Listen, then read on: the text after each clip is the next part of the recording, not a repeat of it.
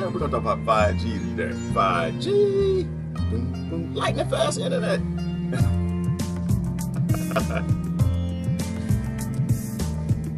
There were 5G towers in the past. Boom, boom, boom, boom, boom. You know when you dance, you gotta have like a face. A lot of people don't know that. You dance, you gotta make a mug.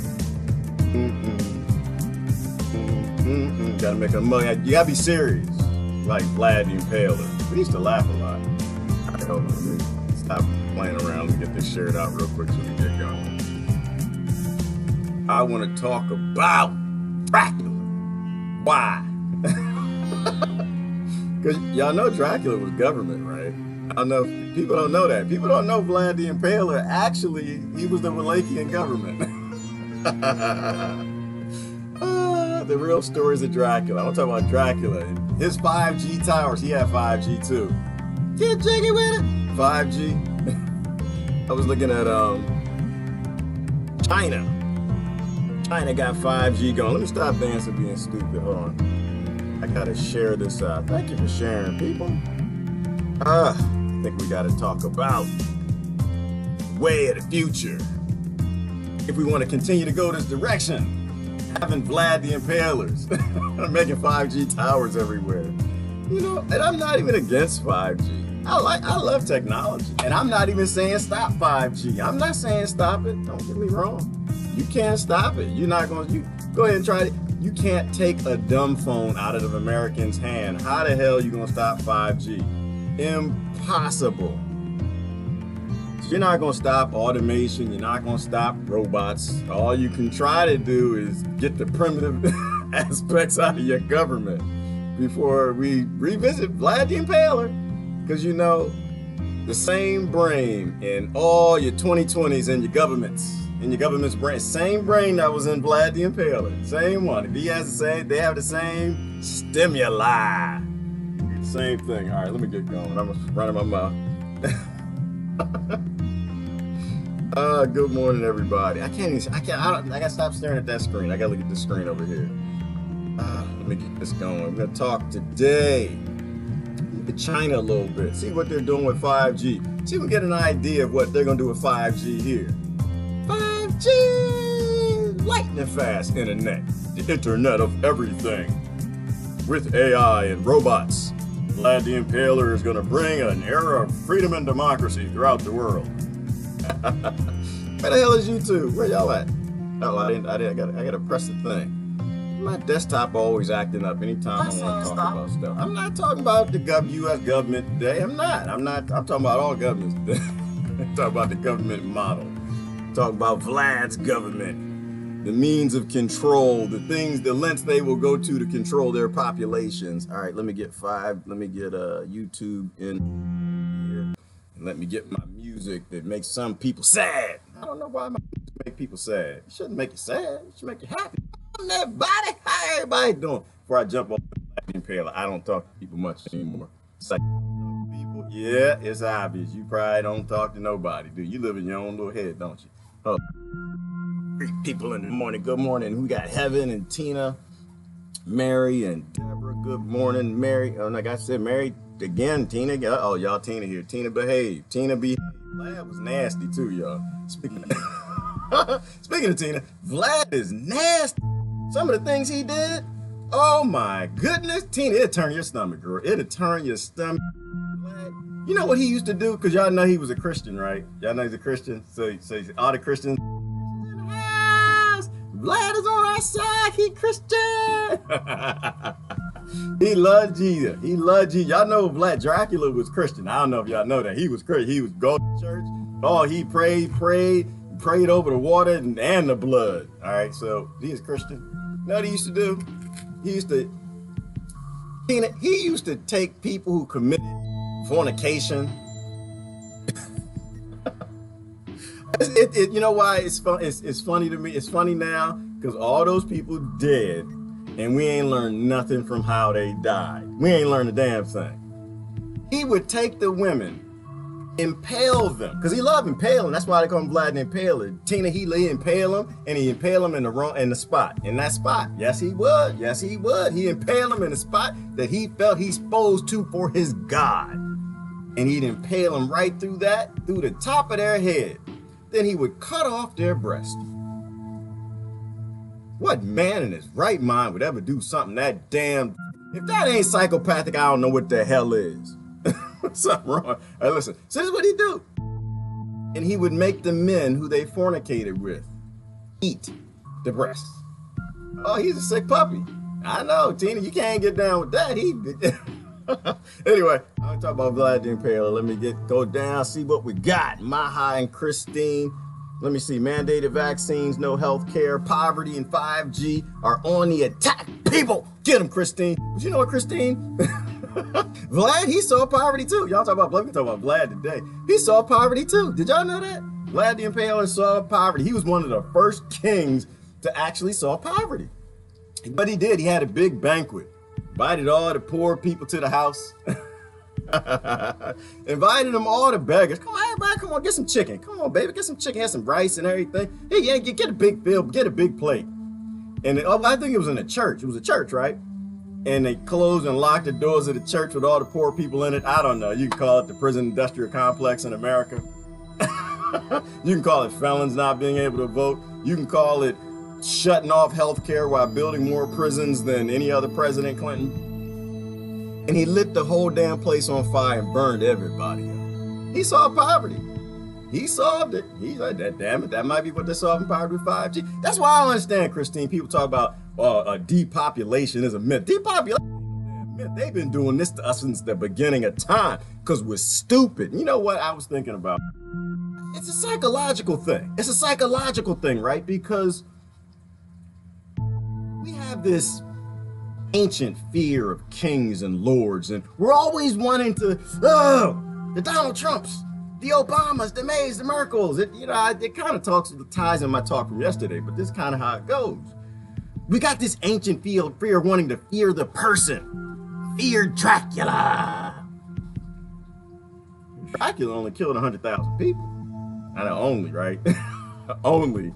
And he had 23,000 of them. He made 5G towers. 23,000. I think his forest of dead people, his forest of impaled people was 23,000 of them. But he had really creative ways. They really didn't have much of a constitution and Bill of Rights back then.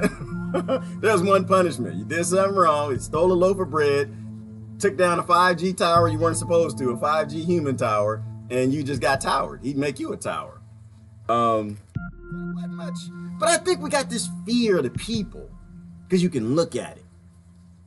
Fear of the church, because you can see the church and the Pope thing and, the scepter, and they used to murder all the people back in the day. It definitely blinded us to what a system can do, right? It definitely blinded us to what corporations can do. Because you know what? If Vlad killed 100,000 people, name one big corporation that hasn't. Name one corporation that hasn't been complicit. From all the minerals they need for all their devices and smart business with all the killing corporations and the colonization and destroying other countries. I mean, we were always fearful of kings with militaries, right? Fearful of Vlad and his lust for blood to suck people's blood and boil them up and eat them. What happened? Some gypsy did something to him once. I don't know. They ain't smack him in the head. They ain't do nothing to Vlad, but they did something to him. He ain't like it what they did. So he took and he killed one of the gypsies, boiled the girl up, and made all the gypsies who traveled with her eat her.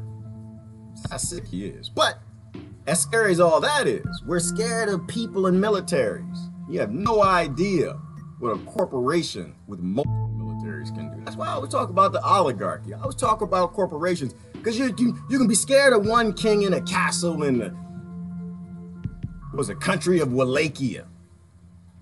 Part of the Ottoman Empire, I think it was, Turkish Empire, or at least they thought Vlad was a part of it. Vlad didn't think so. Vlad, I ain't a part of the empire. I ain't a part of the empire. In fact, when they came to invade him one time, he poisoned all the wells surrounding. I think it was the Turks that came in to get him. Somebody correct me on my history. He poisoned all the wells of the towns that they had to march through to get to him, to get to the the center of the kingdom. Yeah, he only neglected one little small detail. He didn't tell the people. He didn't tell the people that he poisoned the wells. And so all the people died, the military came through, they drank the water, they died. Because everything militaristically is logistics, right? If you can't give your troops water, you can't give them food, they die. He did what Russia did. Remember Russia did that in World War, was it World War I or II? The Germans were invading, they pulled all their forces back, and it was winter time. It's like, uh-huh. But see, the people knew how to take care of themselves, and the people walked away because it was winter time and all the Germans froze. So, anyway, we got this ancient fear of kings and militaries, and we have no idea. We completely are blindsided by the idea of corporations with multiple militaries. Corporations that can buy portions of the Colombian military, buy the entire damn American military, buy bits and pieces of the British military, and go and destroy Venezuela for oil. Industries that have the ability to make Vlad the Impaler look like a nice guy.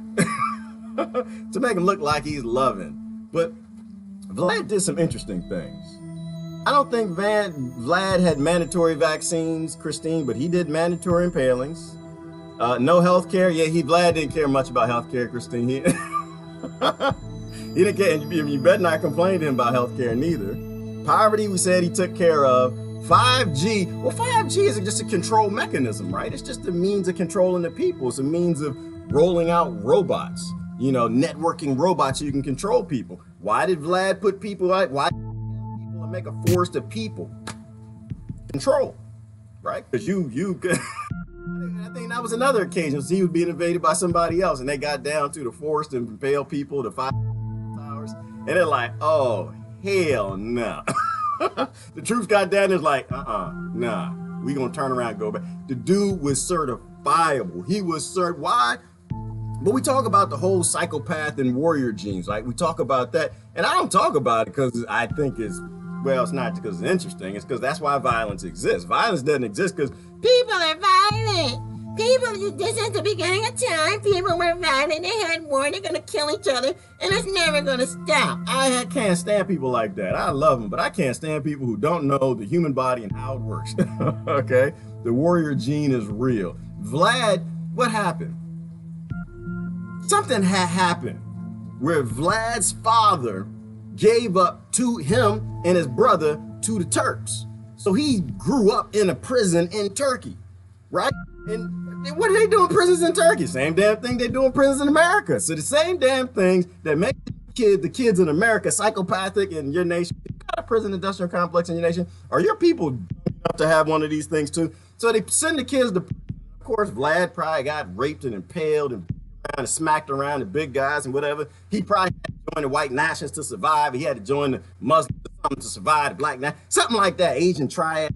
Maybe they was like a Wallachia triads or something. Join, protect and fight him off, keep him off of his booty and everything. And maybe that's why he didn't like women too much. I don't know. But they made him a psychopath. So he had that bloodlust. So he loved eating people, drinking blood, having festivals, and going to church on Sunday. He was one who didn't need the wine. Like, you know how Jesus turned the water to wine? People drink the grape juice at church. Oh, Vlad probably had his own little flask. He's like, I don't need none of your grape juice. That's grape juice. That's wine. I don't want none of that. Shoot, he probably pulled out his flask of blood. This is the blood of Christ. And this is the body of the woman I just boiled up last night and ate it. So this is why I'm hesitant about this government thing. I'm hesitant, y'all. I'm hesitant because why? This government thing is what Vlad was. Yes, real life Dracula was not a billionaire on a mountain swooping down to cause havoc with a cape. He was just a real dude running his kingdom. He wanted to control y'all. He didn't have 5G towers, so he made human towers. And it controlled the people. A good example of that control. He took a gold cup. He had 60,000 people, I think it was, that lived in the city where he ran his bloodlust, bloodfest, blood hedonism, church on Sunday. I keep entering that. Let me do the cup thing. He took a gold cup, put it in the center of the town, and said, anybody can drink from this gold cup. I'm the king around here.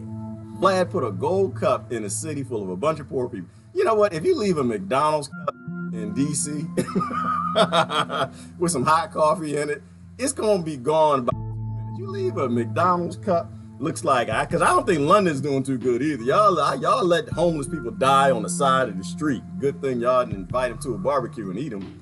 You leave a cup of McDonald's. You got McDonald's. Yeah, you got McDonald's in London. Last time I was there, y'all had a lot of weird stuff. They had Kentucky Fried Chicken.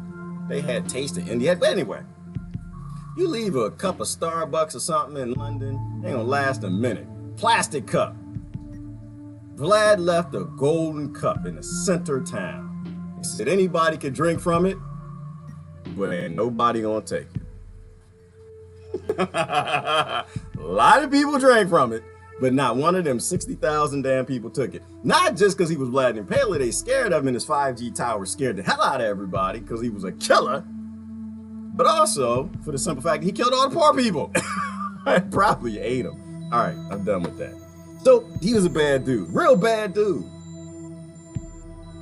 And just keep in mind, as bad as he was, a king with a military is dangerous. But even Vlad had limits. Vlad had limits. Vlad never hurt himself. Vlad never killed himself that I know of, what I looked at. He never drank his own blood. He drank your blood. But he never would destroy the planet, destroy himself, hurt himself. Think about that. We're still scared of people and governments and militaries, but corporations own multiple governments and the militaries. And they have a bottom line of a bottom line. They'll eat their CEO, their vice presidents, they'll eat their board, they'll destroy the planet, they'll destroy the ecosystem, they'll kill the people they need to get the 5G internet access. All right, I'm gonna get into 5G. We are in highly dangerous times, and the problems are never the presidents. The problems are never the prime ministers. And Bernie is not coming to save you. I'm tired. Somebody post Bernie, but he's not coming to. I don't know why y'all still post about that, man. I don't know. Bernie will eat you. I'm gonna tell you this. Listen, Bernie will eat you. How do I know that? Because he's eating people. He's already voted for war. He'll eat you, and that's all war is. War is just taking guns, taking resources of people. Vlad the Impaler, you might think about him and say, oh, he is a monster. He was a cannibal. And what is the military? What is the military industrial complex? What is an oil company that wants to take Venezuela? Are they gonna murder people? Now, yeah, they don't put the people in their mouth. They're not gonna put the Venezuelans in their mouth. What does this dude, Pompey? What's he gonna do in Venezuela? He ain't gonna eat people, but damn sure he's gonna take the resources and their lives and shove it in his bank account. He's gonna retire real good. So let's do this. Let's keep going. I want to show you 5G because this is why I focus on 5G. Pay attention, people. Pay attention. Cannibalism never stop. It just keep changing forms. Hi, fellas. My name is Vlad. Vlad the Impaler. You best know me as Dracula. Today, I'll teach you two things. Hold on. Wait. We're not going to do that. I don't know. I might just post this one. Let me see if I can show you this here. Nothing's changed. Nothing has changed. The same brain in the most popular psychopaths that ever existed on this planet is the same brain that is in all. They will eat you as quick as they'll eat anybody else. The great thing about Vlad and people as psychopathic billionaire kings is they have limits. They completely have limits. Oh, that's not showing right. Corporations, they only got a bottom line. They have to do what they have to do. Hold on, this ain't showing right. What y'all doing? They playing with me today. Hold on. Let me see if I can get this to show right. It's always problems. Always a Vlad somewhere. It's a Vlad somewhere doesn't want me showing this. No, there we go. Number one, if you want to inspire a famous book and be talked about 600 years, crazy outside the box action. Simply being nice just won't cut it. Number two, whatever the problem is, impaling someone on a stick is always the answer.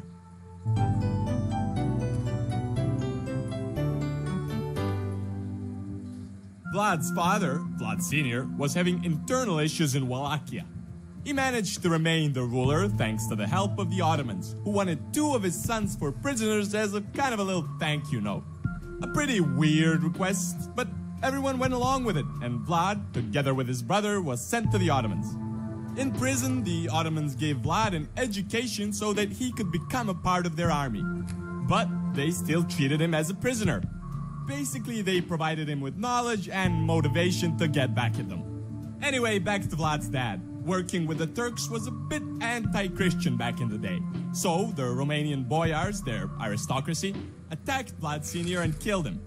As Hungary started a war against the Ottomans, Vlad took his chance to join the game and reclaimed his father's throne.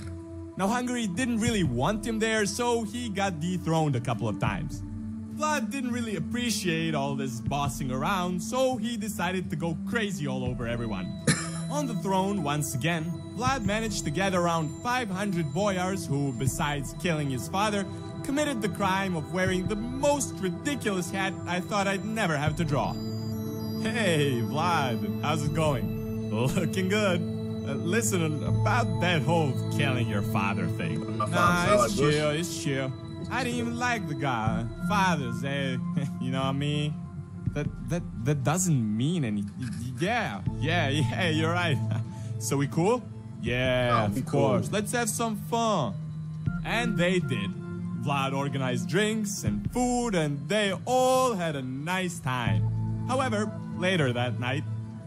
Hey, Sheila, did those 500 sticks I ordered arrive? No, sir, they're about to. Okay. Oh, by the way, there's sugar in my coffee, and I said no sugar. Sorry, sir, it won't happen again. Yeah, I'm gonna need you to order 501 sticks if that's okay. Thanks. Okay, everybody, we've had some laughs, but now it's time to get busy. You guys killed my father. I thought you were okay with it, dude. We're so... I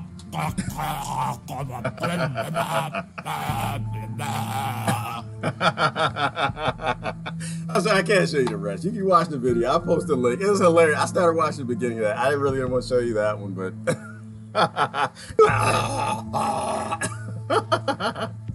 you know, I'm just all right. I don't know. I guess it's funny to me. I see it. I just see vaccines. I see 5G. I see prison industrial complex. I see all of the crap that we do to the poor white folk in trailer parks and the ghettos. And we all sit around like, oh, this is normal. This is okay. We're supposed to let people die and starve to die. We're always being impaled. You know, I didn't want to change. Let me tell you what I was saying. Because listen, because I think nothing has changed. I don't think anything's changed. I think that same things that have existed in ancient collection of resources hasn't changed. I think governments still trying to do that today. So it got Shanghai. The first 5G railroad is in Shanghai. Let me show you this. Because I think, you know why it's important to look at 5G from a China perspective, from an Asia perspective? One, because they're beating everybody. And so they're going faster at what we're trying to do, what your government's trying to do. They're getting faster internet to everybody. And so if you look at what they're using it for, because I don't think anyone believes us for faster internet. Like, I don't think people are dumb enough to believe that, like that saying, how did Caesar, thou protesteth too much. Was that Caesar? Something like that, some old dude in a robe. And every time I hear about 5G, it's like, they're always trying to sell internet and download movies. Who downloads movies anymore? Does anybody download movies? I'm just curious. I know I used to, but this is back in the day of Napster. Young millennials, y'all have no idea. Napster was off the hook. Napster, shoot, you can get everything on Napster. That's where you get your movies, your videos. Shoot, you get some porn too. But you had to download everything. Anybody downloading movies? Right now, we do things called streaming. But they sell it to people in that way. And I'm just kind of like, you know, 5G, thou if promoteth it too mucheth. Right? Because I'm always a skeptic. I'm the skeptic. I don't trust your government, your kings. I don't even trust you. I just watch everything. And they just really are trying to sell it hard. And I think that's a problem. So let's look at China, what they're doing. First railroad station to have 5G. Come to the world's first train station equipped with 5G technology. World's first. If you want to watch a high-resolution movie, you should probably come here. With the super-fast 5G Wi-Fi, you can now download a 2 GB high-definition movie in less than 20 seconds. This can happen on each... Hold on, wait. So you can download a 2 gigabit movie, and nobody downloads movies anymore. Everybody streams them, but you can download it in less than 20 seconds. Let me ask you, how big is your hard drive? How big is your hard drive? So what this means to me is Vlad the Impaler. We call it Bernie Sanders, you can call it Trump, you can call it Obama, May Merkel. They can download your entire laptop's hard drive in less than what? 20 minutes, 10 minutes, 5 minutes? How big is your hard drive? Or better yet, a hacker can download your password files in less than, I don't know, they can download everybody's password files in the whole damn train station in what, less than 2 minutes? I think technology is highly dangerous. Love technology. Done it my whole life. I am a robotics engineer, technology, software. That's my thing. Love it to death. The difference is, there's a difference between giving people technology to help people and using technology like Vlad the Impaler's 5G towers to control people, to download what they have. Passenger's mobile phone in a crowded station. The number of passengers can reach 300,000 in a day.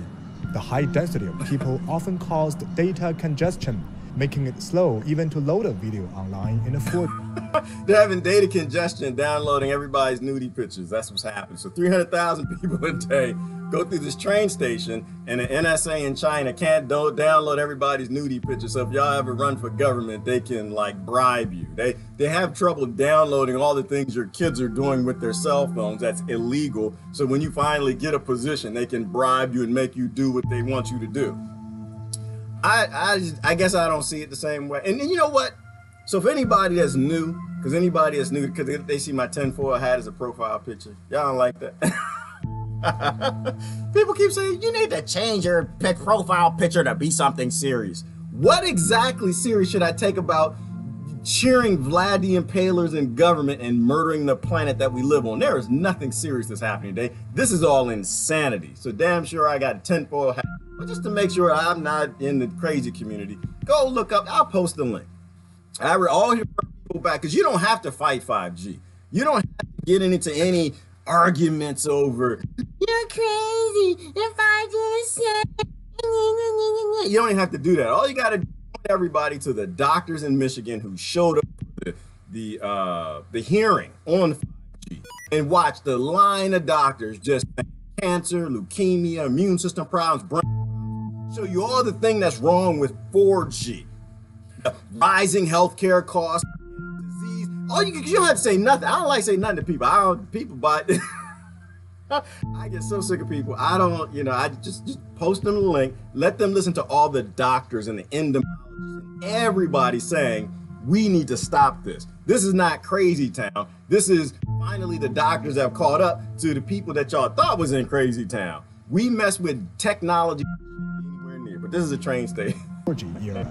Now, this small box is a 5G base station designed by Huawei. Its internet speed can reach a staggering 1.6 gigabyte per second. And Huawei's 5G technology is not only meant for Wi-Fi. Today, these robotics are connecting by 5G technologies with low latency and a much wider bandwidth. 你好。您好。有什么需要为您服务吗？我可以要一瓶可乐吗？ May I have a Coke? Yes, may I have a Coke? She said, sure. Ordering a Coke is something. In a few minutes, a robot will bring it to you. Speed makes positioning and navigation much more accurate, so this robot can locate exactly where I am. Brought him his Coke.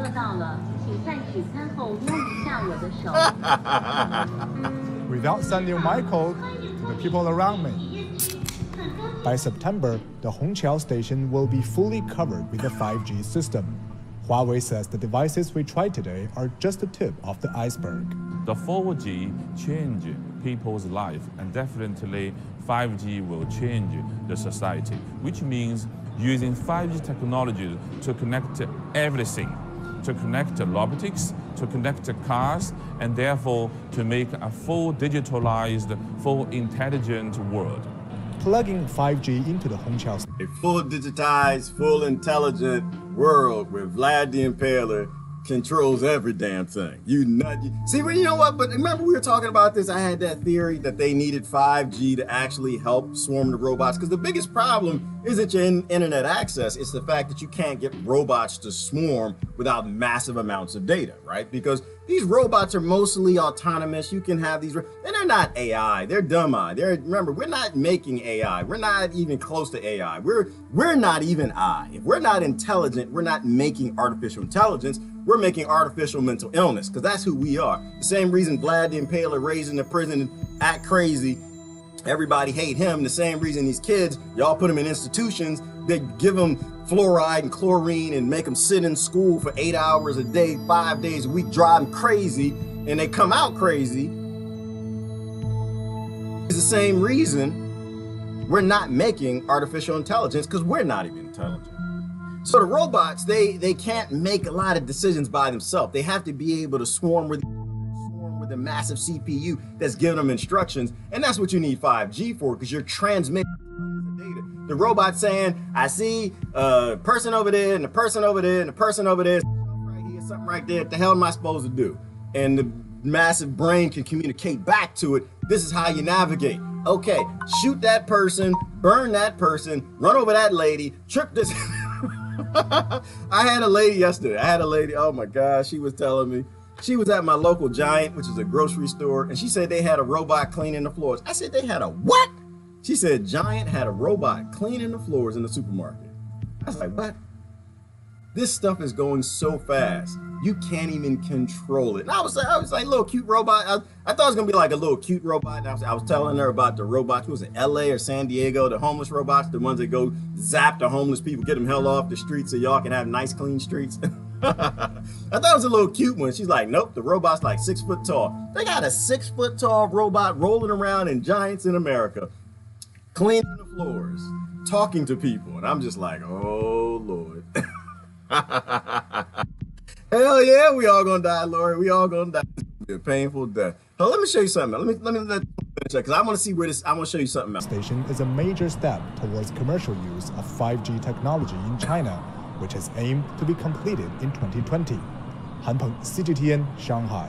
Aim to be completed next year. Welcome to the world's first train station equipped with 5G. All right, so that was one I wanted to show you. I want to see where this is going, because Black Mirror. I told everybody to watch the Black Mirror. I hope y'all watching the Black Mirror. I hope y'all really paying attention. The Black Mirror, somebody came from the future, came back, I think, and created Black Mirror to warn us about the dumb things we're doing and where this is going.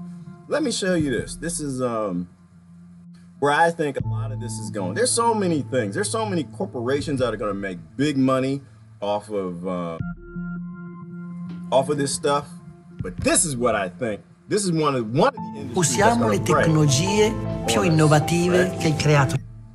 I don't even know what he's saying, but I'm watching. So I like to watch news from around the world. I don't watch news in my country, because the news in my country is geared towards to make me like my family and friends.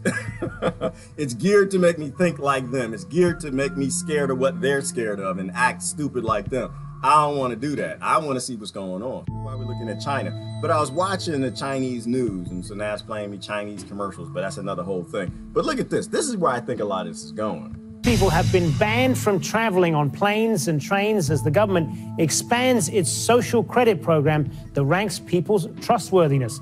In 2018, more than 17 million people with low scores were barred from buying flight tickets, and another 5 million from using high-speed trains. Nearly 4 million companies have been blacklisted from a number of activities, including bidding on projects, taking part in land auctions. Rights activists have raised concerns over China's bid to assign a personal score to each of its citizens. So this is the, I don't know why it's funny. There's something wrong with me, y'all. Something wrong with me. We all gonna die. Listen. So if you were watching the Black Mirror, there was the episode where you socially rank people, right? You rank them. It's like, oh, you're a nice person, blah, blah, blah, blah. Oh, you didn't give me good customer service, blah, blah, blah, blah. And you vote them down. Everybody gets a social ranking. You know what I see with this?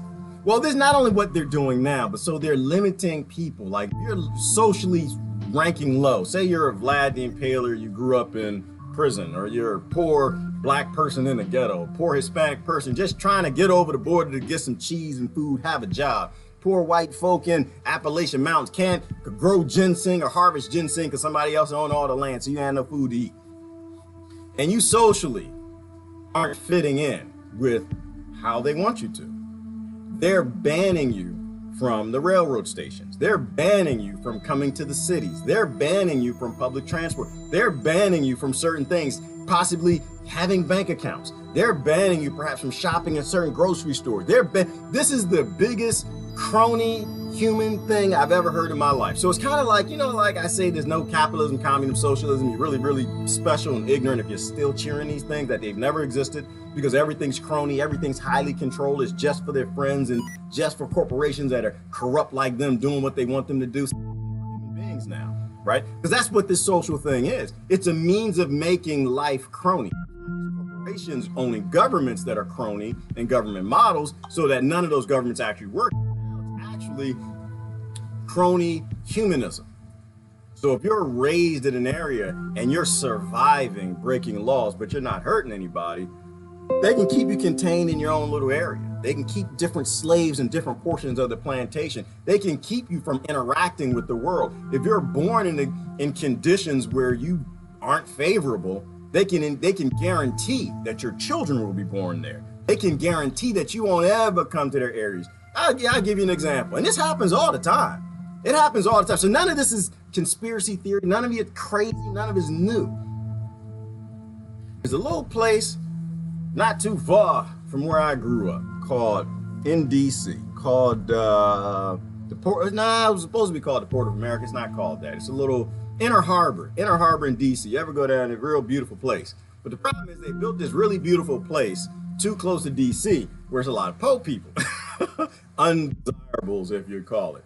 And so they built this really nice, expensive place by the harbor, got caravan carnival just spinning around. You can get in the Ferris wheel and go up in the air. You can walk down there, paved streets, just silver everywhere. Big, beautiful, pretty city. But then the problem is the poor people from DC started coming into the Inner Harbor. They didn't like that. They didn't like that one bit. I was down there a few months ago. And you know what they did? I went down there. What was I getting? I was hanging out with my family. I was going to get, they wanted to meet. We had to go to a funeral, and after it, they wanted to meet and go get at a what's called the crab shake? It's called the crab shake. So we're going down to the crab shake. I went over there. You know how much a crab shake sandwich costs? $12. $12 for one crab cake sandwich. And this wasn't, this is an eatery. You just walk in and sit down. I was like, what the hell? And my brother was telling me that was going up, and now it costs to park. It used to be free to park down there. Now it costs to park. What they're doing is they're using a form of social credit. They're using a means of keeping the rednecks. They're using a means of keeping the little hood rats out, the poor people out of their selective cities. And this is the crazy crony place of their future, where you look at Elysium and you're like, oh, that's just a movie. It is not a movie. It is a documentary. They are using these as means of keeping you undesirables in places where they don't have to see you. See, when Hillary Clinton called you undesirables, he was talking about all of you. She was talking about everybody, because she doesn't want to have to mingle with you commoners. Same damn thing they do in Dubai, where the billionaires now have the drones that taxi them from the tops of tower to tower to tower of all the buildings and real estate they own, because they don't want to walk on the street with you dirty little millionaires. Millionaires is funny and they stink. They wear too much perfume and cologne. They want to be like us. They drive Benzes and stuff that are 1 year old. What the hell? I don't want to be anywhere around a millionaire. That's what the billionaires do. So it's a means of creating all of these different pockets. Major, yes, major gentrification, but on a crony scale. All right, let's watch the whole thing. And unlike most of the other Chinese government websites that offer content in English, the so-called trustworthiness blacklist was only available in Chinese. Well, Dan Wang is a China analyst for the Economist Intelligence Unit. She joins us via Skype now from Beijing. Thanks very much. Before she talked, no, I ain't eat no crabs. Somebody gonna say, no, I didn't go. I went up the street, got me some Starbucks coffee, which is probably worse than the crab. It's probably worse, but I got a little addiction. I don't like Starbucks, but I didn't have a choice. It was coffee nowhere. Family's gonna be there. I'm a vegetarian. There wasn't nothing I could eat there. That was some serious meat-eating supremacy. That's what it was. They evoked supremacy and meat-eating privilege over me. So I had nothing to eat, so I had to go get coffee. But no, I didn't eat no crab. But now let's listen. So much for being with us.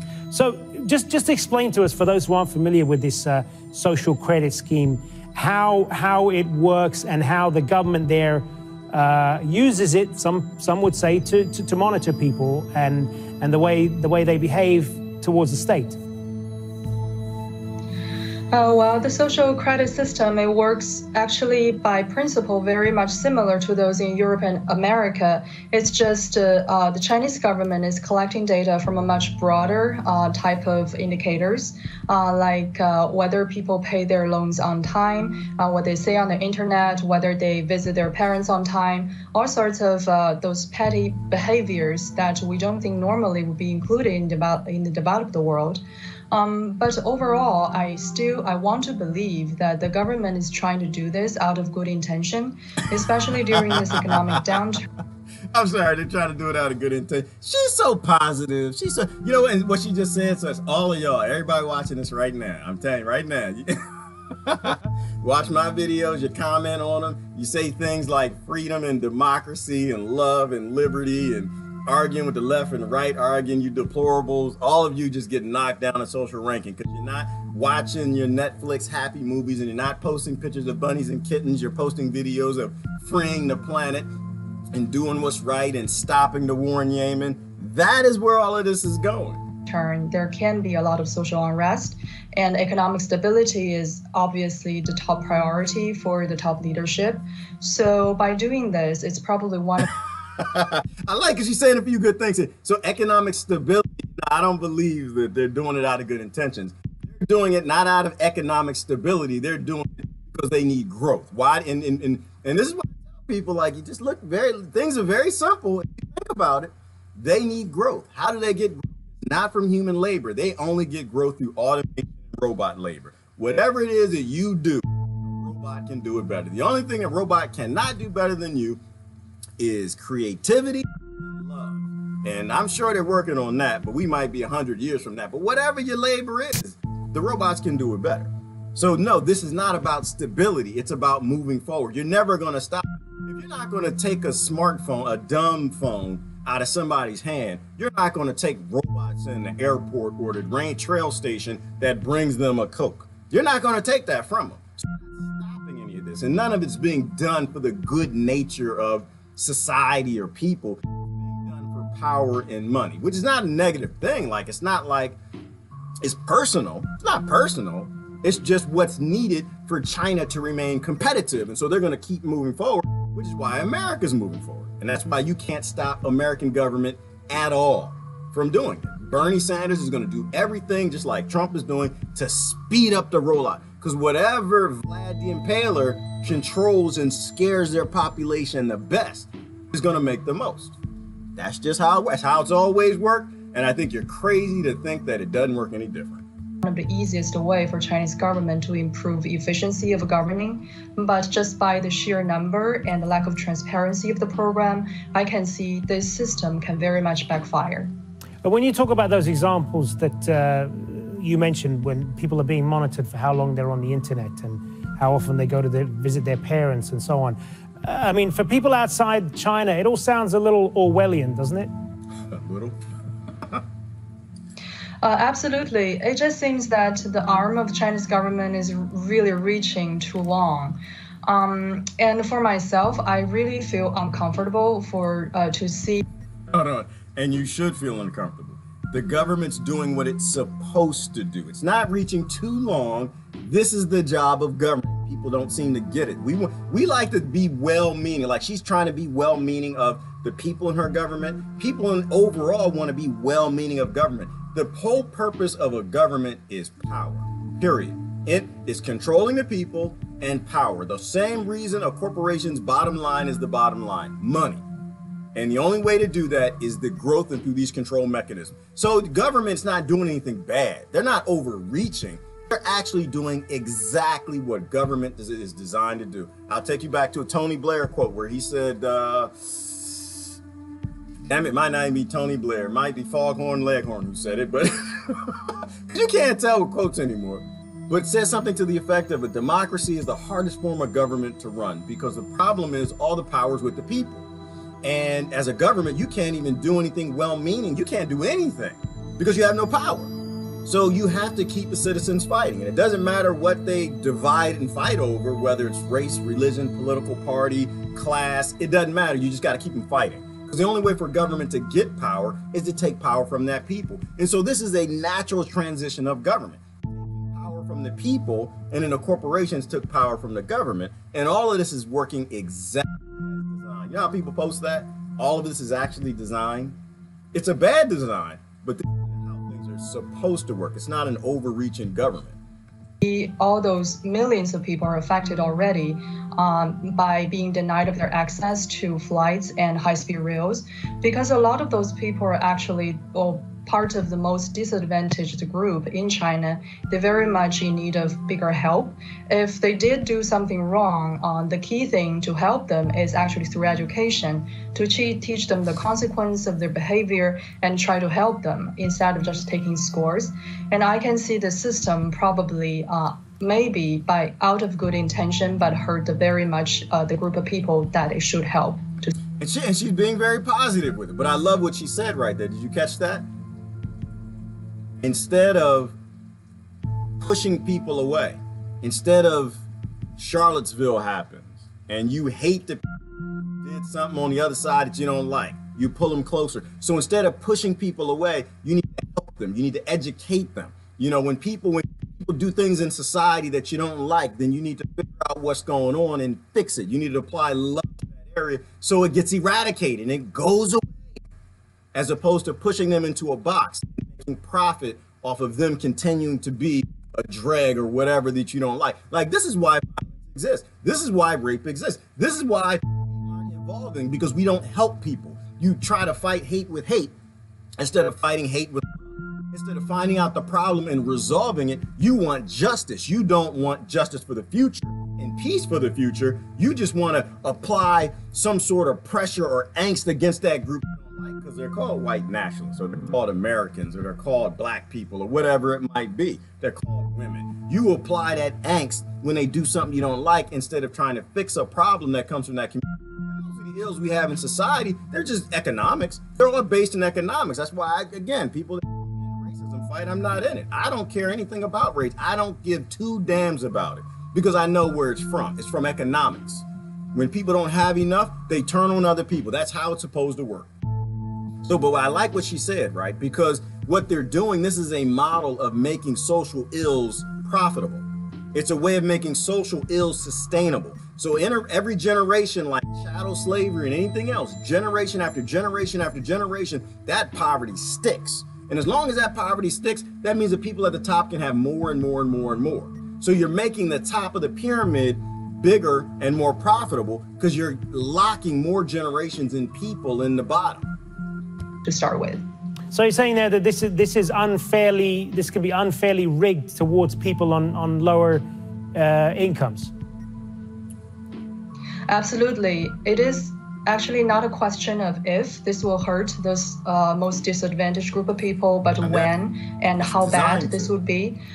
Because there are already news here and there talking about some people really need access to rails and high-speed rails to actually support their livelihood, but because they didn't pay back their loans on time, they couldn't do this, or actually they have extra babies that are not allowed, so their scores are affected.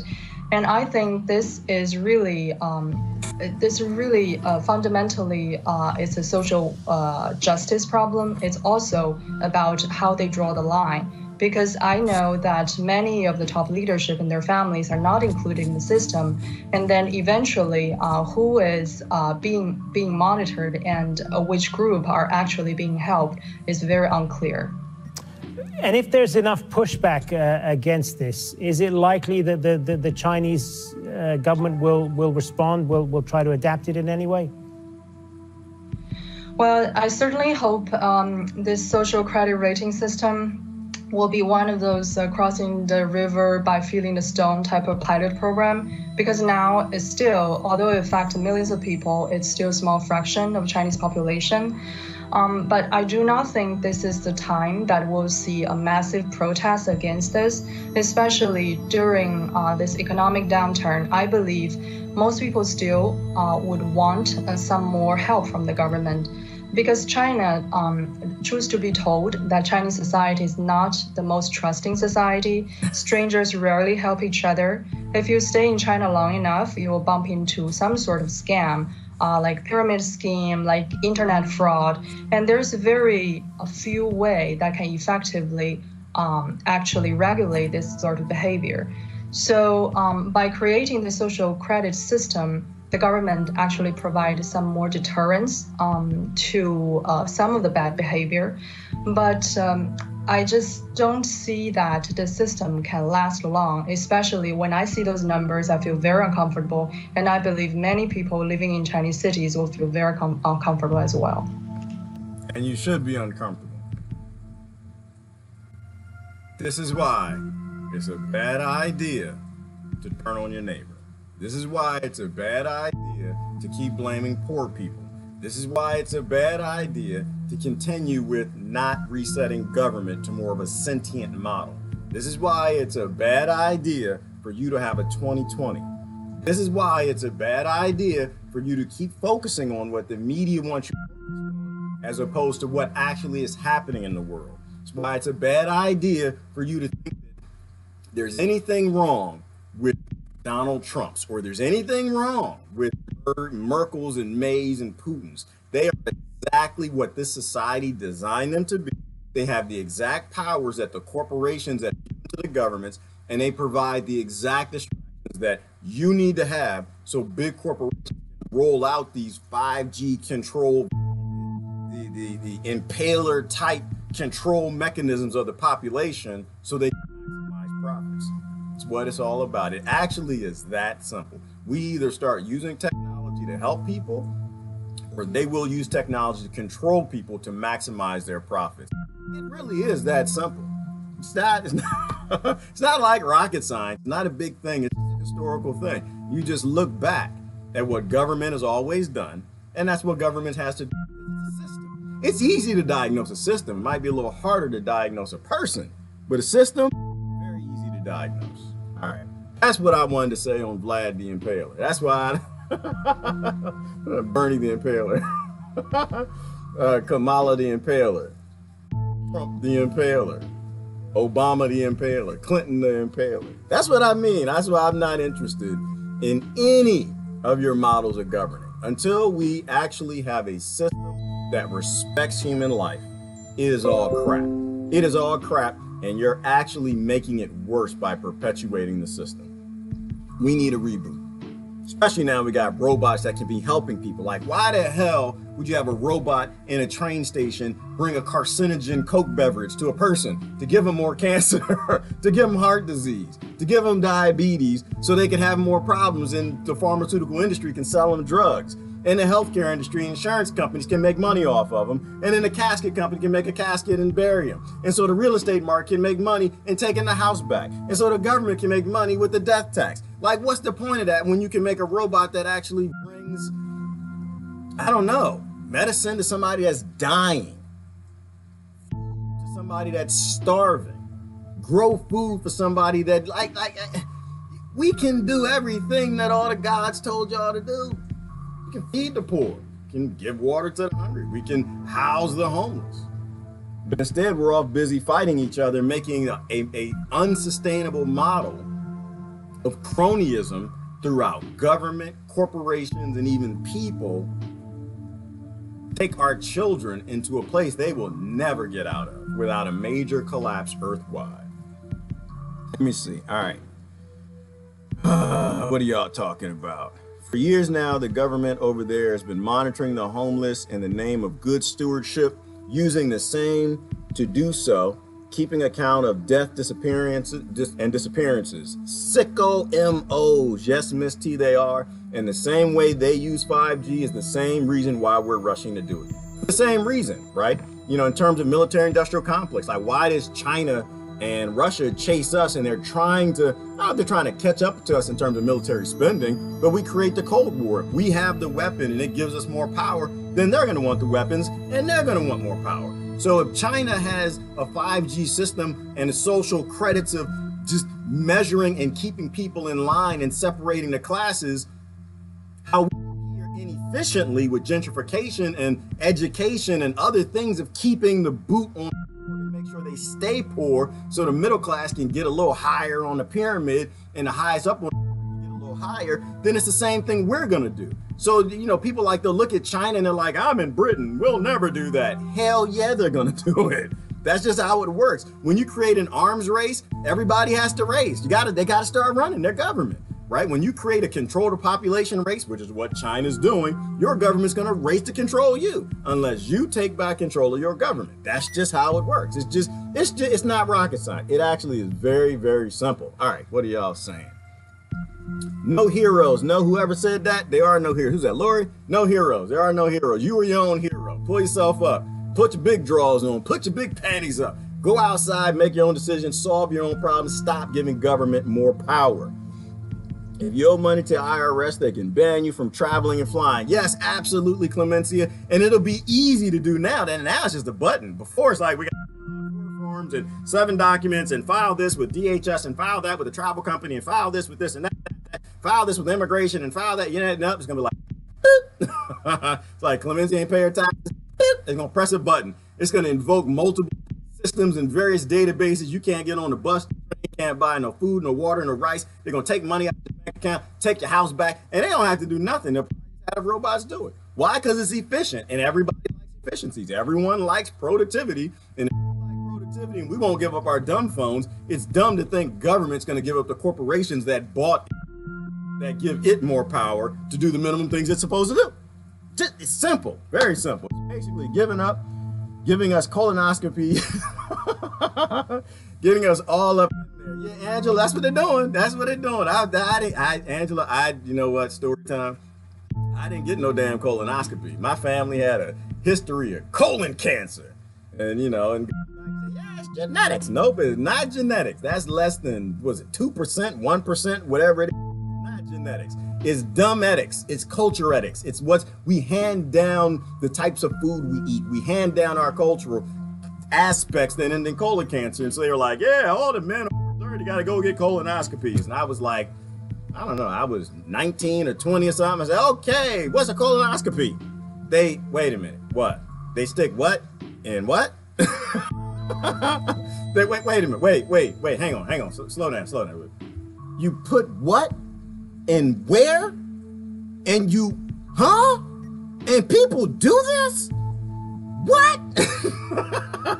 So I had some choices. I had some, who said that? Angela, who said that? I had some choices. I could become a vegetarian, or I could have a colonoscopy once a year or once every 2 or 3 years. I said once every 2 or 3 years, I have to go get man raped by a doctor. I was like, yeah, we not doing that one. We not, damn it, you know, steak ain't that delicious. And if you do, I'm not judging. I'm okay with where everybody stick everybody. I'm okay with all that. As long as it's consensual, everybody can stick everybody. I'm fine with that. No doctor sticking me. You know why? Because you ain't buy me no chocolates, no roses. You ain't send me no card on Valentine's Day. So ain't no damn way you gonna stick me every 2 or 3 years for colonoscopy. So I became a vegetarian. I looked at the cultures that don't have colonoscopy, that don't have people that die from colonoscopy. It's mostly a man thing. So anyway, done with story time. And it was the Asian cultures that ate significantly less meat. I did my research, and I was done with it, but you ain't doing that. It ain't gonna happen. Not the king. Anyway, that wasn't the point. I know that wasn't your point. Anyway, so colonoscopy, it is, right? Because that's what they want. They want the data. And if they can download 2 gigs, what they say, 2 gigs in 20 seconds or something like that, then you've got I don't know, how big are hard drives now? 5 gig, 100 gig, whatever you got. They can download all of your information in a very short period of time. Very short period of time. So it is a colonoscopy because they can get all your data anytime they want. Like if I were Vlad the Impaler and I worked in Washington and I wanted to control my population, or I worked in London, or I worked in Paris, I want to know what all y'all talking about. I want to know everybody who's involved with the Yellow Vest protest. I want to know everybody who's thinking about it. It very simply, you walk in a railroad station or a train station, and I can download your entire internet. I can have everything searched, or AI could, not me. AI working for the corporations. You know, I'm just an employee as the prime minister working for corporations, and their tools. It can download everybody's hard drive, find out what everybody's doing, find out all your memes, and just automatically rank everybody lower who actually went to the Yellow Vest protest. So now you're banned from the railroad stations. You're banned from public transport. You're banned from bus. You're banned from buying a new car. You're banned from anything that will even allow you to either buy a Yellow Vest or get to a Yellow Vest protest. Very simple, and the Yellow Vest protest is over. It actually is that simple. What government does not want that power? That's like asking an American if they'll give up their car. It's just not gonna happen. All right, let me see. Serfs and peons. We are serfs and peons, Lori, and that's how they always been treating us. They've been treating us like that from the very beginning. They'd be stupid to stop. Yes, Tina, peons. That's it. Not serfs and peons. Serfs and peon. That's exactly what they do. It's like, we just like, it's rain, y'all, it's raining. Ah! it's just, I like that meme. Somebody made a meme. Somebody made a meme, and it was like the Democrats and the Republicans. Did y'all see that? And one was like, the glass is half full. And the other one was drinking the glass like, the glass is half empty. And the other guy was just like, oh, good thing. Y'all know that this is pee. And the rest of them like, oh, pee him a cup more. You know, that's a great example. That actually is a pretty good example, team. And then pee in the cup, and people just drink, and they want you to drink it too. That's like when I see your 2020 post, and you're like, you know, because you know Bernie Sanders actually said he's going to run. That was yesterday. I got a pop up that said Bernie Sanders is going to put his bid in to run in 2020, and he's going to pee in your cup. And you're trying to convince me that it ain't pee. No, it's pee. It's all pee. Right? Was he in Congress when they were starving 100,000 people in Yemen? Yes, he was. He's a psychopath. I'm sorry. I love Bernie Sanders to death. I love Trump. I love all of them. Love Obama. They're all my psychopaths. They're Vlad the Impalers. They're okay with violence. They're okay with decisions. They're okay with being organizations that murder and rape people. Hell no, you ain't getting my vote. Not times two. You won't get my support nor my vote. We need a straitjacket for all of you. Everybody in Congress, right? Because that's just, to me, it's just simple. It actually is that simple. If you make decisions, all right, here's another example. We going through the babysitter database, right? We need somebody to babysit the kids. We got, I don't know, date night or something like that. We need to go out. Because it's a good analogy, right? So think about it in terms of who's going to babysit your children after you're dead? Who's going to see to the next generation after you're gone? Who's going to see to your grandkids and your nieces and your nephews? The people you put in government. So we're going down through the future babysitter database. And you got like Bernie Sanders voted for war, murdered people. Donald Trump going along with war, murdering people. Barack Obama murdering people, restarting slavery. Hillary Clinton. Do you see what I'm saying? Like, I even go to even that. I don't like messing with the little girl, Acacia. You know, trying to join an organization that's murdering people. You know, maybe it's hope for her if she links up with the Muslim lady. I forgot her name. If they get together, I don't know. But right now, she's an understudy of like Pelosi and the rest of these killers murdering people. So I'm looking at all these babysitters for the future generation. And here's my problem. My problem is I actually love my kids. That's my problem. I wish I didn't have that problem. I wish I could be a Vlad the Impaler. I wish I could be somebody who would cheer for any of these leaders. I wish I could, because then life would be easy. I could live like you. I could go work for big corporations like I used to, make a six-figure income, drive a nice car, live in a big house, and I give a damn about who's babysitting next generation. My problem is I love them kids.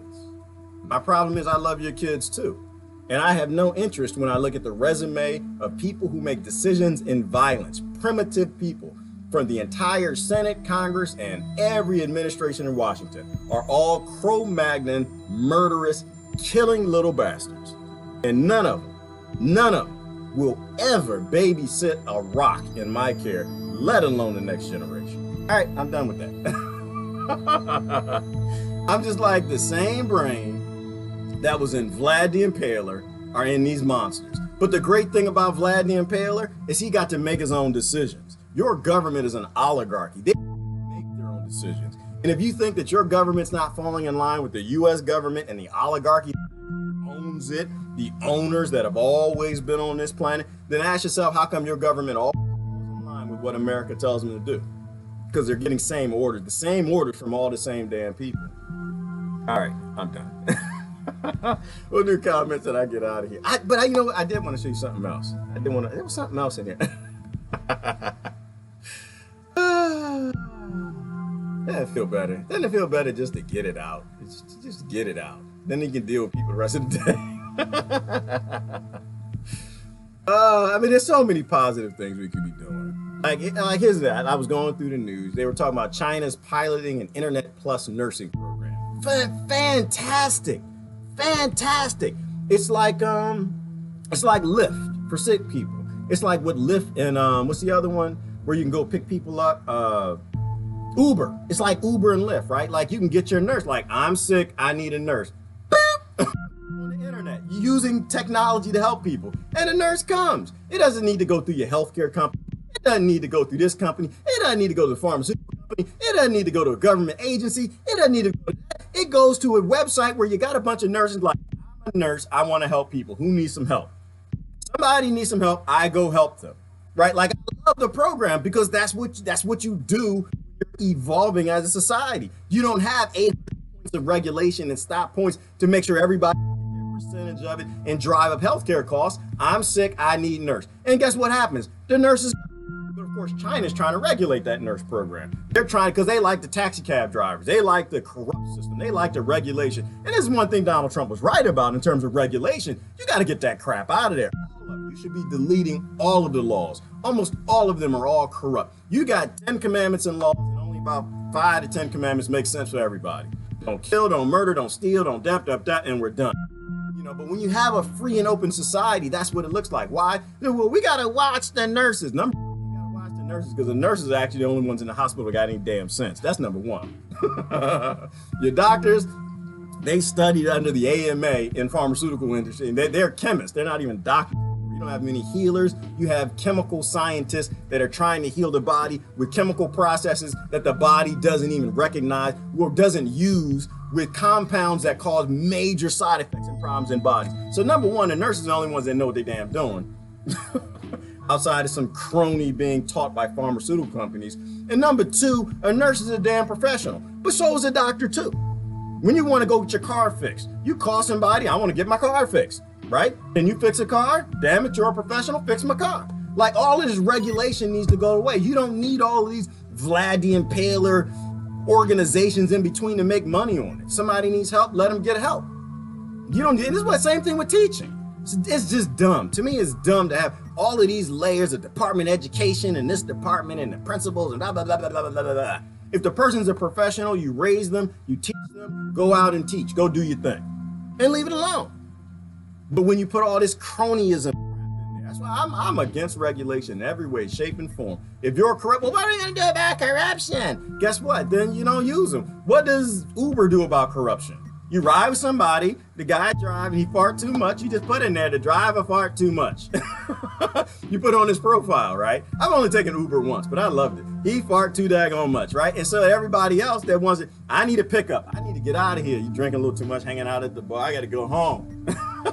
But you got like a sensitivity to gas, you don't like smells or nothing, you got the neutral soap or whatever. Like, I need an Uber. And he put, come pick me up. I got to go to this address. And he's like, boo. And he's like, oh, okay, he wants to pick me up. Let me look at his comments. Whoa, gastritis. Whoa, gastritis again? What, he farted the whole way? He had gas the whole time? Oh no, you're not picking me up. The corruption gets handled that way. You know, it's a biological process, I get that, but you let the market, but this is where free market capitalism is right. Y'all hating on capitalism. You'll never have free market capitalism, but that's where they're right, where you kind of let people decide and choose. Competition is great for not getting in a cab that has farts, smells, smoke all in it, like Cheech and Chong. But it's bad for like letting people die and starve because they don't have any damn thing. That's why I say none of your systems work. All of your systems are psychopathic. But that was, I saw that I'll post a link if you want to look at that. Internet nursing. That's awesome. Letting adults be adults. That is letting professionals actually do a professional job and leaving them the hell alone so they can survive without putting a bunch of crony regulations in them to steal money from them. It's the embezzlement. What else we got? Oh, the Germans they held a record-breaking Smurf meeting. That's news. I gotta show that. I'm sorry. I used to love the Smurfs, y'all. I grew up.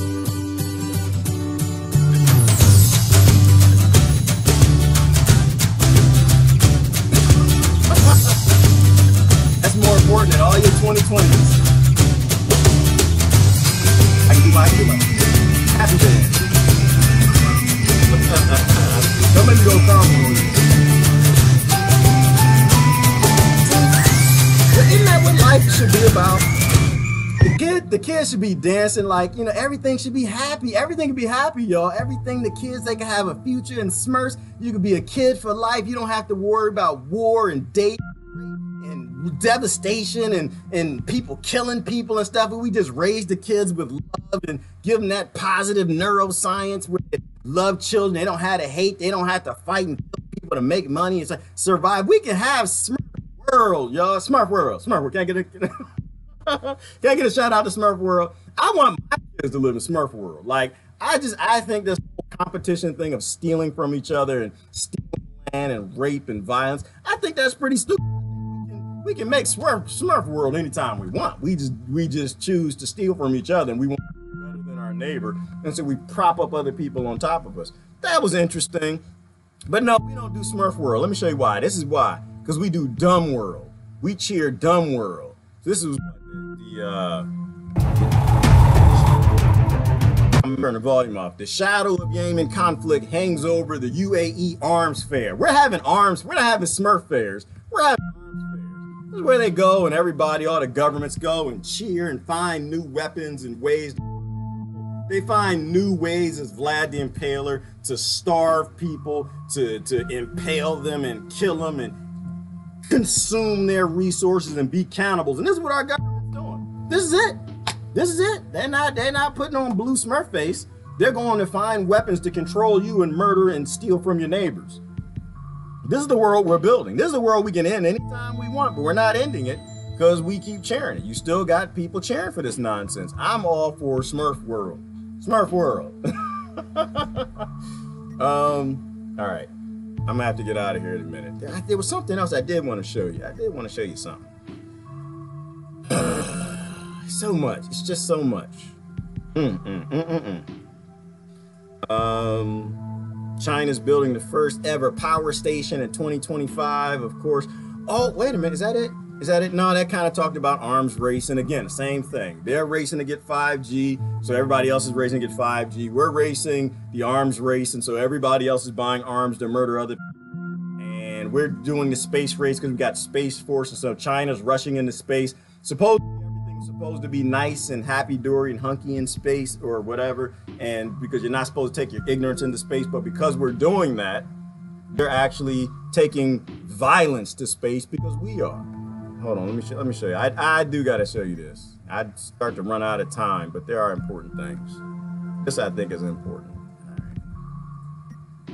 As the world's two largest economies, the U.S. and China continue with trade war disputes, they may be having a new space race. RT's Sarah Montez de Oca is joining me to discuss. Sarah, is it to infinity and beyond for the two countries? Not quite, Scotty, but it does look like it is a new space race that might be happening. China may have even further ambitions of their own.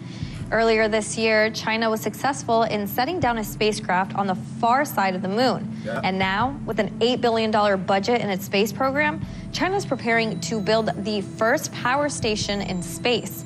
Scientists in Beijing have already started construction on an experimental base in the city of Chongqing. Now, their plan is to develop a smaller power station in the stratosphere between 2021 and 2025. China also plans to build its own space station around 2022. Now, this announcement comes following China's concern over space security. See, we talked about all this positive stuff, putting the space station up and power in space, sustainable energy and all of this positive stuff. And all of a sudden, here comes America with the damn trillions of dollars they spend and taking war and behavior every damn where because it's stupid. Recently, we have indeed seen some aggressive movements in the field of outer space security.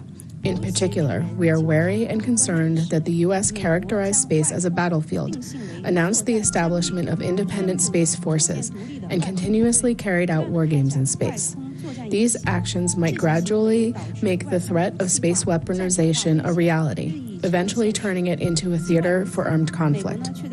Hell yeah, and so now we can't have power in space, and China can't progress that like any other nation. We can't progress anything sentient because Americans still believe in violence, and they think they own their government. They think that these corporations are telling their government to go invade other countries because it's good for America and it's national security. Ain't got nothing to do with none of that. It's just about killing people and stealing what they have. Like, we're either evolving or we're devolving. And we're evolving.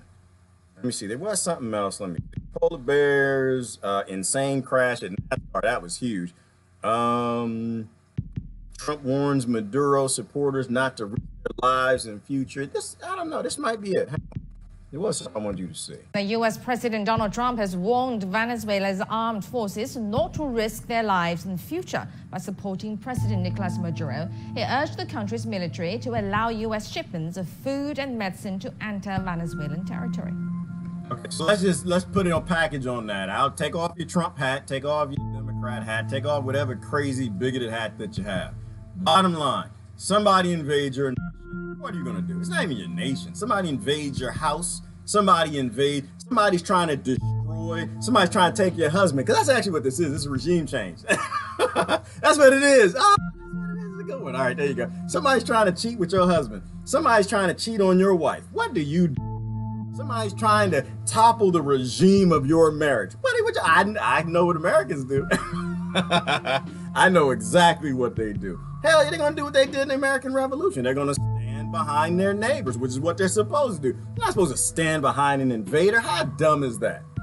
We seek a peaceful transition. No, they don't.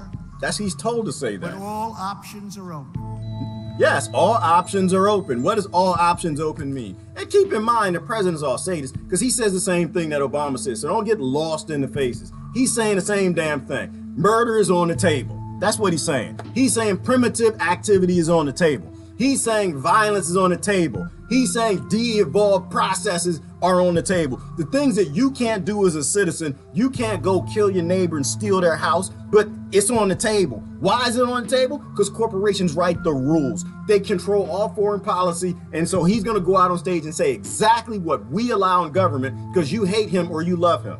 So whatever corporations want, whatever it takes for oil companies and coltan companies to get the minerals is on the table. So we can act like Cro-Magnon, killing bastards. Rape is on the table. Murder's on the table.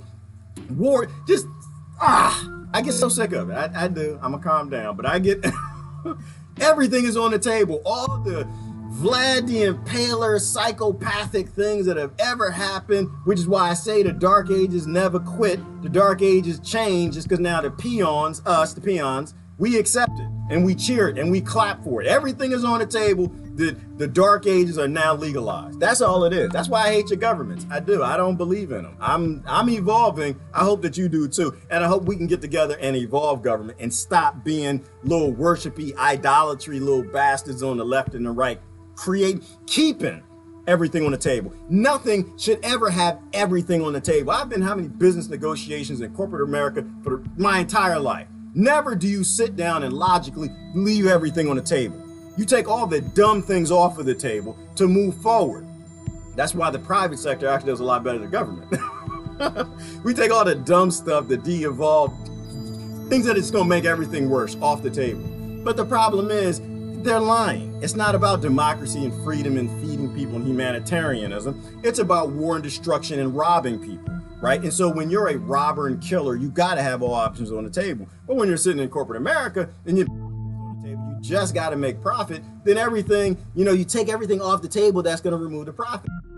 So humanitarianism was the goal, then you would take everything off the table. Think about it. Trump made the comments to a crowd of Venezuelan and Cuban immigrants in Miami. He said soldiers who remain loyal to Maduro would lose everything. Washington and its allies mounted a sustained campaign to topple the Venezuelan government and install opposition leader Juan Guaido as the country's interim president. A full-blown economic crisis left millions hungry, but Maduro has refused to let in supplies brought by U.S. military planes. The Red Cross and the United Nations both denounced the supply campaign and warned Washington against using food and medicine as political tools. That actually still wasn't the one I wanted to show you. There was something else.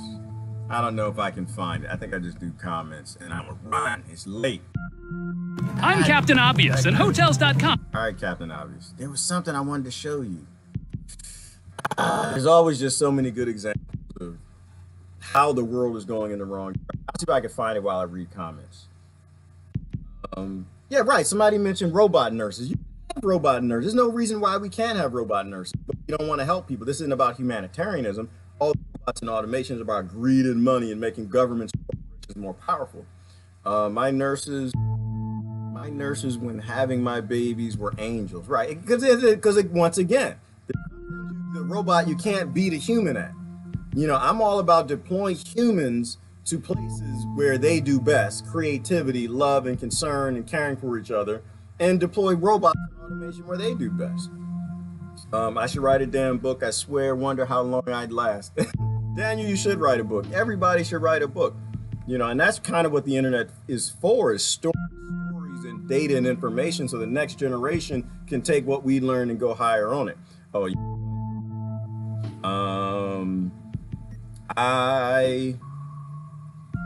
Warsaw. Oh, yeah, I don't care about that. This was interesting. Look at this. As I go through things I found interesting. This is a dad who drove his car with a child in tow on a tire. He's driving through the city. It's in China. He went sledding with his son behind a car.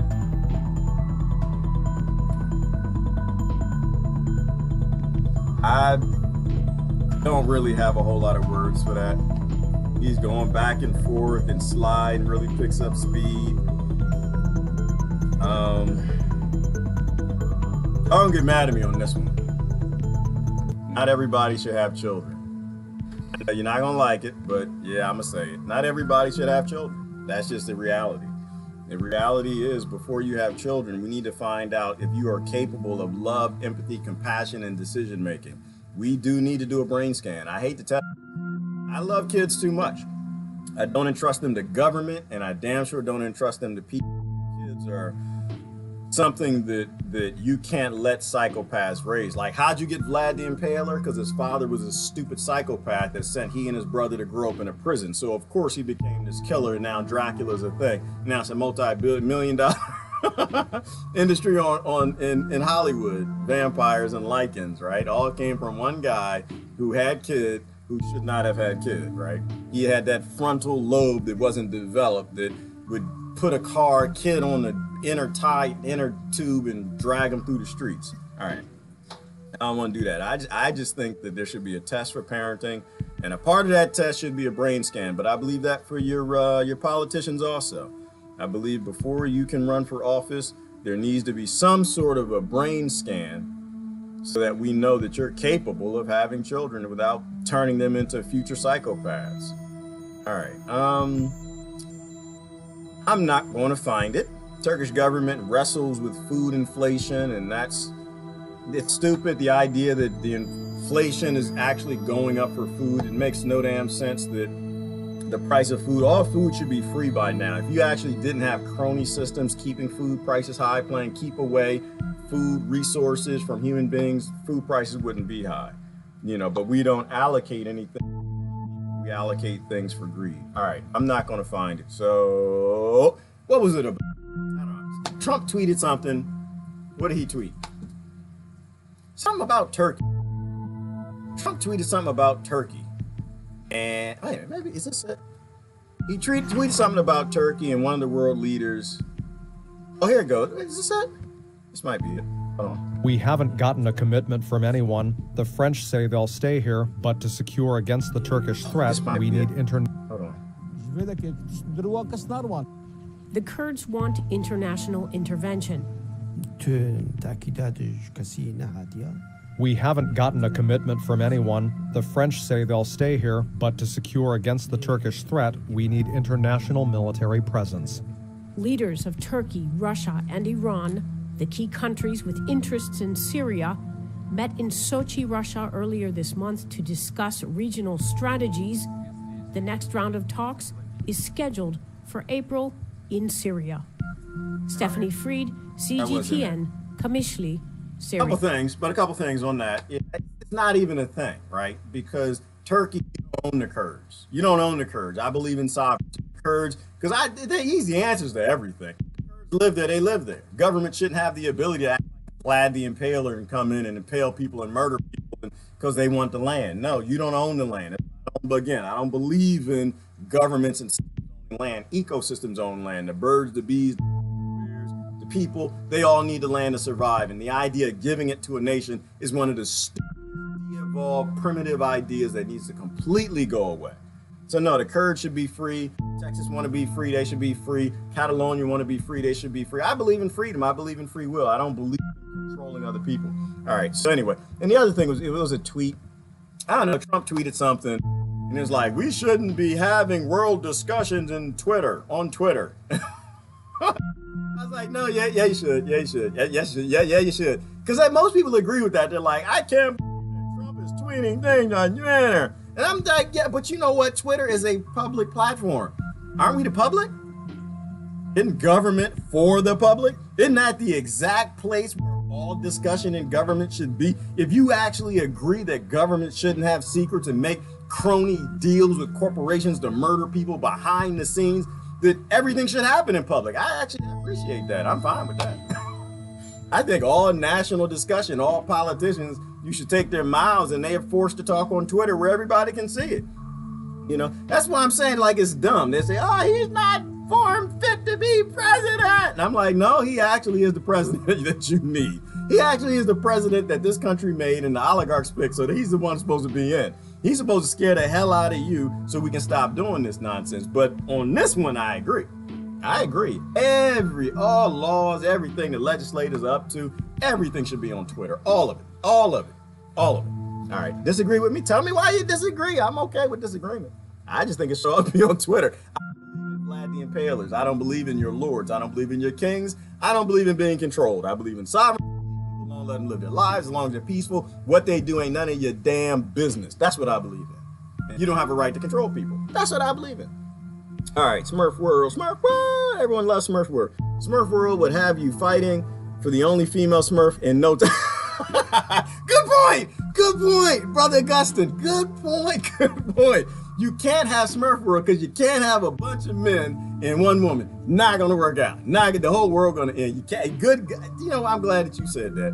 Smurfette gonna have to get busy. That's just gonna have to be enough people for people, and everybody have somebody, and everybody, you know, because you're right. Because anything that's scarce becomes what everybody fights over. So nobody and nothing can be scarce. Everybody needs to have good access to every. Oh Lord, is Tina still here? Everybody need to have access to all the things they need to have access to, and plenty of opportunity. And you know, we don't become the chimps. That's how we become the bonobos. So Smurf World has to have an edit. You can have blue hair, blue face, well, white hair, blue face, white hat, and live in a mushroom. But you gotta have enough people to. You gotta have, oh man, that would not go well. You're right about it. You know what, Brother Augustine, on that gender thing? I was listening to the other day. They were saying that the human brain actually is female versus male. I didn't know that. I didn't know that. And I don't know how true it is. I thought it was interesting that everybody is female first and things are changed to make you male. Sometimes those changes don't go all the way. But it was an interesting thought that males were somehow created and needed for something, but initially that everything was female, and males are some sort of an evolutionary advantage with violence and control. I don't know. It was deep. It was, I had to think about it. I don't know anything about it, Augustine, but it was like on this male-female thing. But it was interesting. I had to research that more. If somebody knows something about that, you can send something to me. Mar-a-Lago was willed to the government by a serial magnate who designated it to be a peaceful retreat for retired world leaders, alleged to be sold at auction due to upkeep costs. I don't know a whole lot. Mar-a-Lago, isn't that thing that does Trump own that? Wake up time has been initiated. I think so. I hope so. I don't know it. Yeah, I've heard of Mar-a-Lago. I don't go to those places. Obviously, I don't really care about those places. When I go on vacations, I go to places that people don't go to. I look at everywhere my friends go. I look at everywhere my family goes. I don't want to go there. Where y'all going? Disney World? I don't want to go there. Where y'all going? World? I don't want to go there. Where y'all going? Orlando Studio? I don't want to go there. Like, I try to go to places like off the beaten path. I don't want to go where I go on the off river. Like, if the mainstream is going this way, there's nothing for me to see. Everybody saw everything. I like the road. I like the country road. I stay off the highways. I like to see different things. I don't know a whole lot about Mar-a-Lago. Root cause. Point to reviewing all this news pollution. News is the symptom. The cause is the mirror. What choices do I make that produce this dysfunction in society? Fix that and the news will change. Absolutely. Kevin, you always got something deep, right? Because the news is a side effect, right? Like, the news is just our drama. The news are the Vlad Impaler things we allow to happen. The 5G and all of the sickness and disease and cancer and control that come from it. Keeping poor people poor so they can stay poor, keeping them off of trains, keeping them in the ghetto, keeping them in rural areas so they can't move forward, and it creates a bunch of drama, and then it lands on the news. And what Brother Kevin is saying is, I'm supposed to review how I'm complicit with that. Do I have a 2020 keeping the system up? Do I work for a big corporation that's buying politicians to make sure that certain politicians go in? That's why I love it. I love the mirror. That's why I love the whole mirror analogies. Everybody needs to examine for themselves how they're a part of all of this Vlad the Impaler nonsense. That's the point. Corruption. Absolutely, Miss T. Corruption and our complicity in it. It's all laid out in front of us and behind us. It absolutely is, Ty. Gerard, have you considered leaving the U.S.? If so, what would you choose? Yes, I have, Deborah. And every country I look at, I'm like, oh, hell no. I look at different countries. I've actually traveled to other countries. I've looked at land. I've done things like that. And I get down there, I'm like, wait a minute, y'all.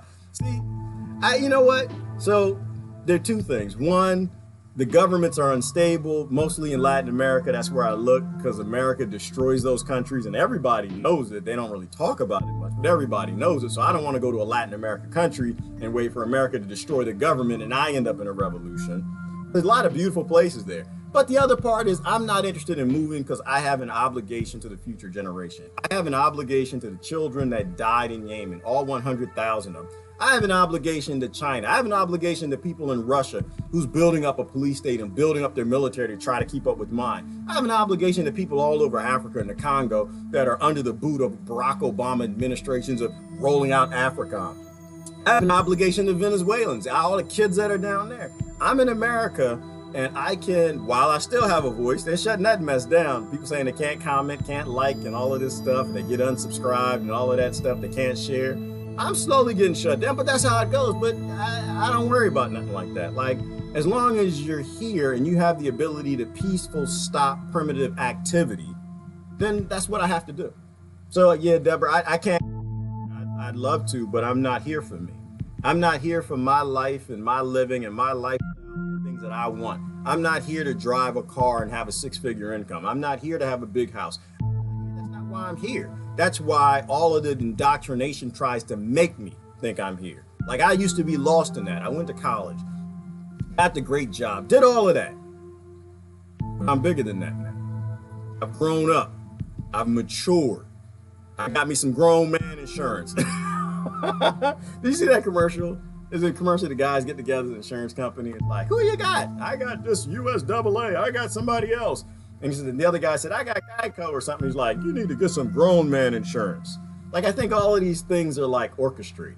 You know, they're orchestrated to make you think being grown is being a sellout, being a bastard working for some of the most evil corporations, doing some of the things we know are propping up those people on those impaling towers. I grew up. I realized the song No Scrubs. You know that song, No Scrubs? No Scrubs! Who was that? Who sang that? TLC, somebody? That being a scrub actually is being. She didn't want no scrub. She didn't want no man without a job. She didn't want no man that lived with her mama. She didn't want no man. And now that I'm grown, Deborah, I think about things completely different. Completely different. From my perspective, I avoid scrubs. So I don't have interest in women work in big corporations that support slavery and take human rights, women's rights, all over this planet. I have no interest in scrubs. I have no interest in people who think being grown is being a part of the plantation, cheering the cotton slavery and rubber and coltan plantation and oil companies and 5G rollout and Qualcomm and all of that nonsense. I think being grown, maybe it's two types of grown. Maybe you can be a grown sellout, a grown neoliberalism, corporation, support Vlad the Impaler style government sellout, or you can be a grown human being. You can be a parent, you can be an adult, someone who actually sees through the matrix, someone who actually sees there is a man behind the curtain, someone who actually puts more interest in the next generation than this one. So no, I can't leave the United States. They can kick me out though. They can kick me out anytime they want. Anytime they want. All I gotta do is roll out 5G and start giving me cancer. I'm like, all right, that's it. I gotta go. I had to do this remotely. Captain Obvious. I'm Sergeant Sarcastic. Yeah, and that's the only thing I think we can do, Tina. We laugh through it. Robots cannot do my job. Unfortunately, Lori, robots can do every job. Every job but love and I mean, there aspects, I get it what you're saying. Like there are certain aspects, there's empathy and things, and robots aren't good with that yet, but they're studying facial expressions. They know pain. They know when you're happy, when you're not. And in enough time, with enough data taken in, robots will mimic us 100%. Now, it may not be true artificial intelligence. They'll be able to do everything a nurse can do. They'll be able to love you in ways that you really feel like you're loved, that your husband or wife or somebody can't do it. Robots are capable of all of that. And it's just a matter of time, processing, data, size of database, processing engines, and 5G to take in all that data. Everything is possible. That's why human beings need to stick to what they're good at. Loving each other, being creative, standing up for each other. Robots ain't gonna stand up for each other because they don't care. They just got a mission to do. That's why I think you should have a job if you want to. I don't think if you don't want a job, then you shouldn't have a job. You should be exploring who you are as a human being, not as a human in a farmed, Vlad the Impaler governed earth slave society. That's what I feel. I think that's how we move forward. I think that's how we evolve. We need to evolve to a real model that's based in moving forward, not staying in the past. I think so. So in that example, Lori, like what you do, and I think you're a nurse, you actually should be controlling thousands of robot nurses on a smart device that's taking care of thousands of people and determining who you need to go see because the robot's failing at doing what it's supposed to do. It can't apply the love. It needs more of your TLC that it hasn't figured out, evolved how to do yet. You know, proficiency and efficiency. A farmer shouldn't be farming. A farmer should be farming 1,000 farms by now, right from a smartphone. Food should be free. And this is why I'm saying that we have prices on things that shouldn't have prices. I don't believe in staying in the past. I think that's the world your kids deserve, your grandkids deserve. I think it's the world my kids deserve, because all the next generation are our kids. I believe that's moving forward, as opposed, because a lot of people want to keep us back. A lot of people want to hold back because they're in the middle class and they got a nice job, or in the upper class and they got a nice, and they don't want things to change because they're higher up in the slave plantation than you are, and they're okay with you and the poor being treated the way they are. And I don't think that's a good idea. I think we should always move forward and be forward thinking, have open minds. Gerard, we need to have a replacement for consumer economy before pushing IT job killers. We need to have a replacement for consumer economy before pushing IT job killers. So in terms of, the consumer economy, I actually don't really think that we do. And all I can do is use my example. And my example is I love automation and I love robotics. And to be honest with you, I took a pause for a while. I'm going back into it. I'm not no damn corporation, but my intellectual capital is for greed. It's not for them. And actually it's not for me. It's to do something for other people. So I think there are millions, if not billions of people who have the same brain in my head that they have. There are things that they love to do. They're people. Like, why do painters paint? They paint because they love painting. Painter sucks as a lawyer because he hates going to the office, but he has to do it to survive. But he'll paint the rest of his life. So you have people who love painting. You have people who love caring for people. You have people who love fishing. You have people who love farming. You have people who love robotics and automation, and I'm one of those. So in terms of a robot building your house, I'm going to be writing software for that anyway because I love doing it. To me, that's my painting. So I don't think that the economy has to be replaced by any of that. I think there are people who certain things just because they love to do it. We just have them deployed wrong in society. I don't think money should exist. There's a reason for it to exist because the things we love to do don't require money. We require money because they made survival about us working for big corporations. And that's how they broke the human race. That's why we can't move forward because we do things for money, not because out of love, the things that we love to do. So I don't think we have to replace that first, but in terms of IT, we shouldn't be doing anything automation, IT, robotics, any of that until we have primitive behavior where it belongs back in the box. When we don't have primitive governments, when we don't have people cheering primitive solutions by violence, solutions by taking other nations' sovereignty, or nations don't have sovereignty, never mind, take that out, by taking other people's sovereignty who live in those nations. Until that's gone, there shouldn't be any more power. You shouldn't have Vlad the Impaler 5G towers rolling out all over China, United States, and Europe to control people because the people at the top are primitives and the corporations above them make primitives look like angels. That's what I think. Assad is in deeper danger. Yeah, Assad, well, they haven't stopped gunning for him, Alan. They want that pipeline, and they're going to do anything they can to get that pipeline. Like murder is on the table. Everything is on the table. Rape is on the table. Destruction is on the table. All of that crap is on the table. And they're not taking it off the table because we're not telling them to. Because people are getting ready to vote again. So death and destruction and rape are all on the table. Orchestrated well in advance. Yes, Miss T, because the people who thought this out are very methodical. Like one of the sisters posted the other day. What's the name of that document they found? I keep going back to it. One day we got to read that on here. Document to control everybody. What the hell is that? I'm hearing static in my headset. And I say, what the hell y'all doing, man? Stop. I'm about to close up. I'm done. I'm hearing static. Oh, let me see. Oh, she was made. Oh, they made Smurfette, Tina? She was made, not born, transgender Smurf, life matter. Tina, yes. Well, we were all made. We were all made, every last one of us. I was looking at some crazy theories I'm not even gonna mention yet, but I was going down the rabbit hole the other day. All fetuses are female first. Mom produces extra hormones to support a male baby while pregnant. And that makes sense, Rebecca. I think like the males are the discarded gender for the most part. Like the cat reptilian, most like a lot of reptiles, they're also female first. And they only need one male to like inseminate a large population. That's why men have billions of sperm and women only have one egg. You only need one man, and so males are like the minimum. But in violent times, I can see where it makes sense for some sort of epigenetic thing to make a decision to have more males because they need violence, and maybe that's why violence is more centric to males. Possibly. Oh, somebody posted it. Silent weapons for quiet wars. Thank you, Tina. Absolutely. You know, I think it was. I think this was all planned out ahead of time. And it's like how they say 1984 isn't an instruction manual. It wasn't supposed to be, but it didn't really matter. Once it's conceived, it's a book, it goes out, people read it, it's going to be achieved. That's what we do. Everything we conceive, we always achieve. We always have, and we always will. Once you put that thought out, we're manifestation engines. We are going to manifest it. It's going to come to be.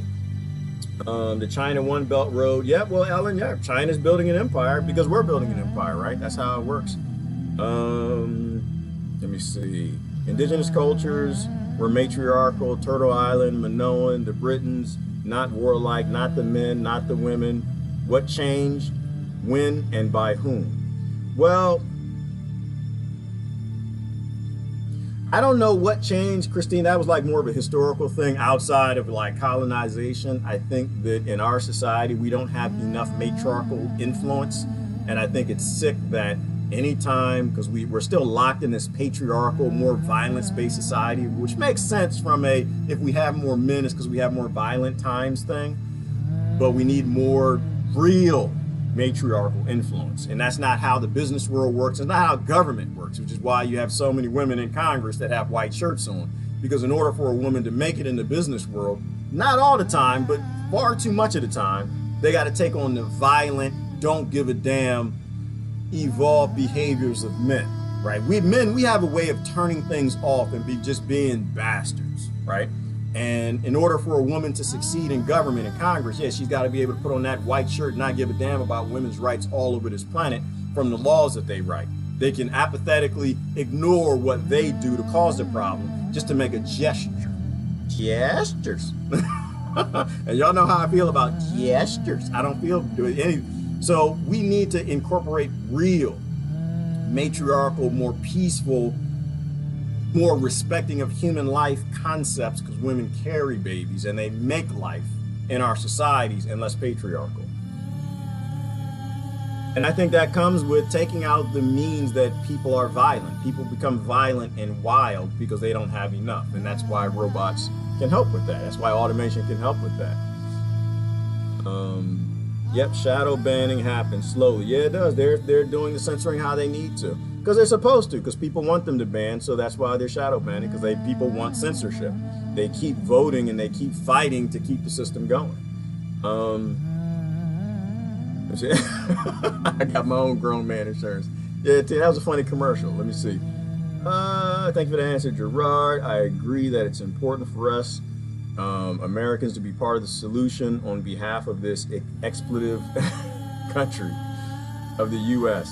I dream of living somewhere where less warmongering. I dream of living somewhere less warmongering, but in the end, the U.S. will destroy it, as you're saying, right? And that's a good point there. And that's exactly what I'm saying. Is that you can move to another country, but if that country has natural resources, in which they all do, then what you left is going to come kill you. You know, so our job is wherever you are to stand down your government. If you're in China, you're in Russia, you're in Europe. If everybody starts standing down the de-evolved primitive ideas of force and control and violence, then the new world starts. You know, but if America de-escalates, but Russia's still escalating, then Russia's going to go back to de-escalating. I mean, America's going to go back to escalating again. It's about where you are growing the hell up and embracing sovereignty and rejoining the human community and ending these Vlad Impaler style of governing. That's rule by force, rule by violence, rule by fear, the terrorism that runs every government. Let me see, go down. A robot in scrubs. Oh, hell no. Let me die now. Daniel, I know you say that, but you know what? Back then they were like, riding a bicycle? Oh, hell no, I ain't never riding no bicycle. We got horses. I'm gonna get in a car? You crazy? And guess what? We always say that in this generation, but the next generation, they never say no to technology. People, remember, we are cyborgs. We have no choice. Now, me personally, I don't want to be cared for by a robot. Like, I can't even imagine somebody doing a surgery, a doctor doing that to me. But, you know, but I plan to be out. I want the best of the best. So I just won't go with the 1.0 version, the 2.0. But damn it, when the 3.0 comes along, they start getting good with it, then I'm going to go along with it. Let me see. I'm now hearing progressives say that their little part will not affect the cause or change. Miss T, right now the progressives are the problem. Conservatives are the problem. It's all the ifs. It's all the isms. Everything they do, 100% of everything everybody does, violating other poor people is the problem. And all of these groups are all based in ignoring another person's sovereignty, because all the groups are based in taking the other sovereignty. So 100% of the problem are the isms, every last one of them. That's why the world is coming to an end. The world is coming to an end because we can't support each other's sovereignty. There are females born with a leg missing from an X. from an X. What is an X, Miss T? Bottom line, no one should be dismissed. Right, no one should be dismissed. And that's what a democracy is, right? A democracy is hearing everybody. Or true democracy, not the government democracy thing. Like, it's just leaving people alone in sovereignty. Robotics can help a lot, but we all know it's going to be used there for profit. Right, Ty? And that's the point. That's why I'm saying I'm not pro-robotics. I love it, but I'm not actually developing anything. I'm about to change that. I have some projects that I'm planning on doing, but I stopped. You know, the issue isn't the tool. The issue is always the usage. And that's why I'm not a gun grab guy, because a gun grab is war. A gun grab is going to steal something that's not yours. You know, I have nothing on the gun grab debate because the gun is just a tool. The gun isn't the problem.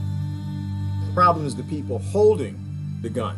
And the gun, people holding guns aren't a problem. The real problem is the government's holding militaries. That's more significant than anything, I think, in terms of tool violence. So robots are just a tool. You can manipulate a lie detector and you can manipulate a robot. Exactly, Ella, and you can manipulate 5G. You can manipulate political parties. You can manipulate all these computers and smartphones, and that's how they control the human race. They manipulate the news, the mainstream media, and they actually make human beings puppets.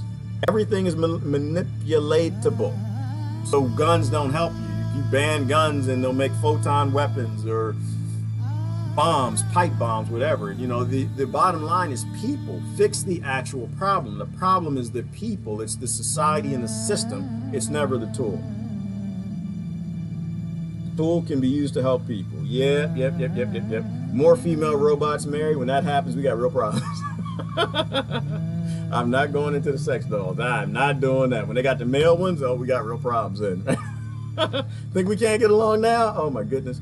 Robotics are electric, but not bioelectric. Not yet, Ty. Not yet, but we are robots. You really think about it. We are electrical systems. We are truly robots. And if you really put it that way, the Earth actually is a robot.